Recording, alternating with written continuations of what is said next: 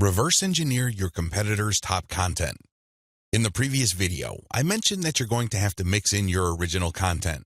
Now, the question that's probably on the top of your minds is, how do I know which content to produce? Well, there are two ways to do this, like I mentioned earlier in this training. You can try to figure out things on your own and engage in all sorts of experiments, or you can just simply allow your competitors to do your homework for you. I hope you can see which path is the easiest. It should be obvious. If you are sending the very best content on your niche, your original content must be at the same level or better. Otherwise, your followers are not going to take the bait. They're not going to trust your brand. They appreciate the fact that you're collecting all this information, and they're probably going to stick around and follow your social media accounts. However, you can't count on them to do much of anything else. There's really no incentive for them to join your mailing list. Why should they? Your content is not that great. They only need to compare the kind of original content you produce with the other top-notch third-party stuff you're sharing to see your weakness. Do you see the problem here? You have to produce top content if you want your brand to be credible. Thankfully, this is easier than you think. Simply reverse engineer your competitors. Look at their most successful stuff. How do you know?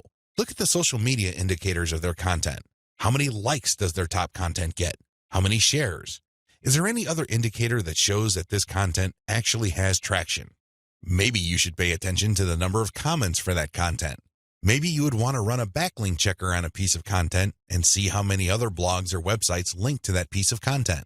This is how you measure the overall success of any single piece of content so you can use it as a template, if you will, for your own content. I'm not saying that you should rip it off. Instead, I'm encouraging you to use it as a starting point and come up with something so much better. Focus on what works. When you look at your competitors' most social pieces of content, you are basing your own original content on themes and topics that actually work. They have traction with your target audience members. You're not wasting money or time taking wild guesses. This is one of the most common mistakes social media marketers make. They think that they have the best ideas regarding hot content in their niche, so they come up with all sorts of content that they think is just plain awesome, only to fall flat on their faces.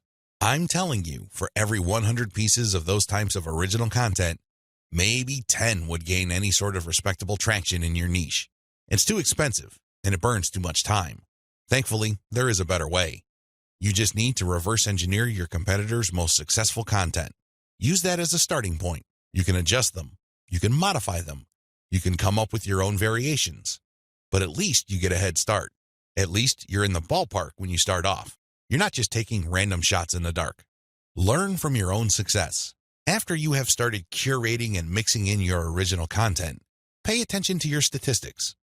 They should tell you which of your content gets the most love. If you notice that a handful of your curated third-party content gets a lot of retweets, shares on Facebook, or any other indication of social media engagement, pay close attention to those pieces of content. At some level or another, they struck a nerve. They caught your audience members' attention in a very positive way.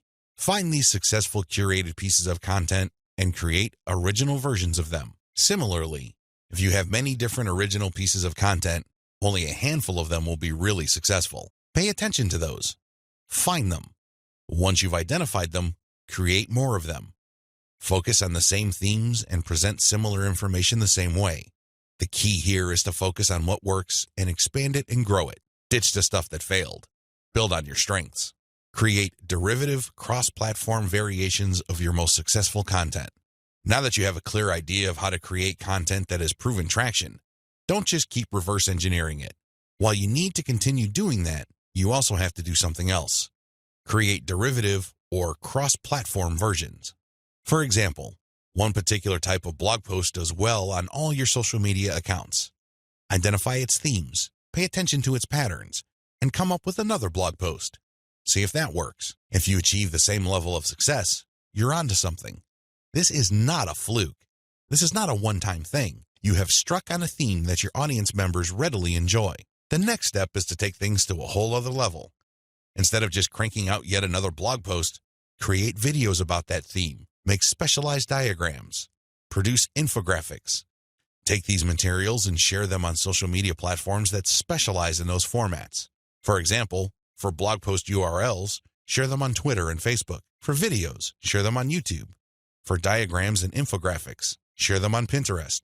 Drilling even deeper, Look at your hottest blog posts and strip out key questions and use these as leads or titles for tweets. Tweet the same content several times over the course of a week. Of course, don't drop it all in 1 hour, but space them out.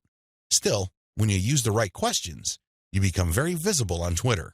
Pair these with the right hashtags. The bottom line, the great thing about content curation is you save a lot of money, but you are also positioning yourself to build on your strengths. You focus on things that you're doing right and figuring them out so that you can predictably produce successful content. Now, this is not going to happen overnight.